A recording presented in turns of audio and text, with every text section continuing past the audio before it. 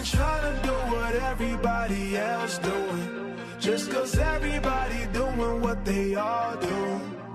If one thing I know, I fall but I grow. I'm walking down this road of mine, this road that I go home, so am I wrong? Hi, I'm Rita Church, here to support JMD and the Rita Church Foundation.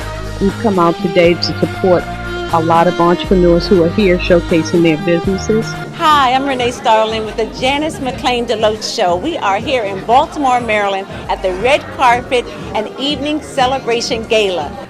So tell me a little bit about Bith Group Technologies and Bith Energy. So what we try to do, our mission is to use technology as a tool to solve the problems of humanity. It's our Change the World t-shirts, and it says we can change the world, and it's really important that we do this. And with World Vision and with Change the World, you can go on and buy this t-shirt, and there's other things you can get on there, and the proceeds will go to help people with HIV/AIDS, people that are hurting, people that are broken, and all over the world, even in our country. So tell me a little bit about how you got on this journey and how this book came about. Well, about 15 years ago, I was dealing with my dad who passed away with cancer. And so I was a child that grew up asking the question, why? And Janice McLean Deloach is an individual who's not only entrepreneurial, but she loves to showcase the talents, abilities, and also the skills and products of other individuals who are now going after their dream. Janice, when is it that you realize that the work that you're engaged in is something that resonates with your heart and that you should be doing it? It is really an honor being interviewed by Les Brown. This is so cool. Tell me about that for you. Yeah, so it's a really, I'm glad you brought that up. I think it's very timely, considering that, I don't know what your political affiliations are, but, we've got Hillary out there. So I love this topic. Breaking the glass ceiling. Yeah, breaking the glass Great ceiling. panel, right? Yeah. And I have the honor and pleasure of standing here with the NBA commissioner. His name is Adam Silver. So hi, Mr. Silver, how are you today? I'm fine. Thanks for having me on. Thank you. So tell me what brings you out to this event today. I'm here because one of my oldest friends is B.J. Surhoff, and he and his wife Polly began this foundation, Pathfinders for Autism, because of their son Mason. And it's something, his experience he's been sharing with me since Mason was a young boy. And all these years I've told him I want to be helpful any way I can. This center has only been in existence since June of 2016, so not very long. During that time, we've been able to help literally hundreds of people work on their business and develop some business skills that they didn't have before. And so when the center was, when they were looking to open the center, they looked for someone to lead it who had some business experience, who understood the Baltimore market, and who had done business consulting. So we're doing a lot of proactive work in order to prevent children from having problems. We're teaching them different things. The older children, we're teaching them what to do if the police stops them. We're trying to help children to have issues and things to do other than being stuck out in the street at night with the curfew laws. What brings you to MedWeek this week? Well, I'm here to speak on networking, the power and importance of the relationships in our lives. And we know that business is about relationships. Without relationships, you have no business. Without relationships, you have no business being in business. In fact, the business we're all in is in the business of building relationships. Well, a gentleman and his wife, who were friends of the organization, decided they wanted to try and do something to help us, to help clients, our people around the state. And he brought this idea to us 13, 14 months ago, and it's been a work in progress since. What would you give them? What advice would you give them? Well, a couple of things. I tell them, one, to log onto my website. It's just kwamejackson.com, and they can see all the stuff that I kind of espouse. There's videos on there and stuff about my book, and so people can find out more about me and the way that I think.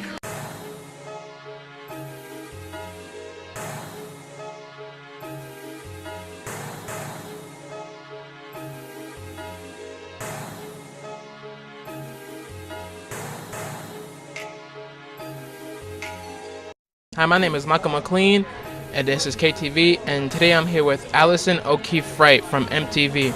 Miss Allison, can you tell us exactly what you do for MTV?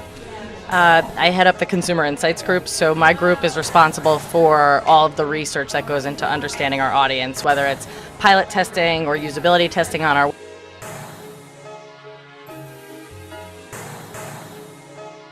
Thank you, KTV and High Fly Baltimore.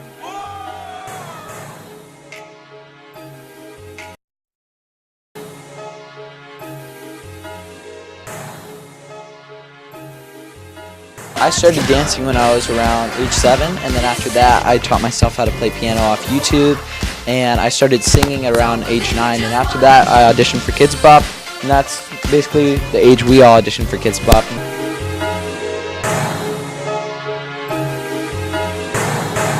Hi, my name is Samantha and you're watching KTV. And I am so honored to be here as the host for Janice McClain DeLoach, her book launch of the autobiography of an entrepreneur. Give it up, y'all.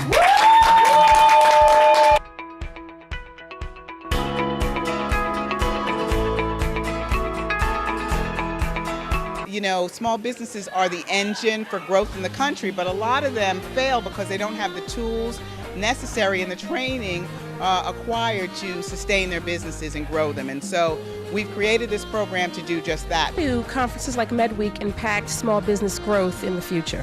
Well, they do in a lot of ways because they provide valuable information to these small businesses, valuable intelligence that they can take back and use in their businesses to be successful. Become a shark or remain a shark. I think that all entrepreneurs were faced with ups and downs no matter where you are in your career.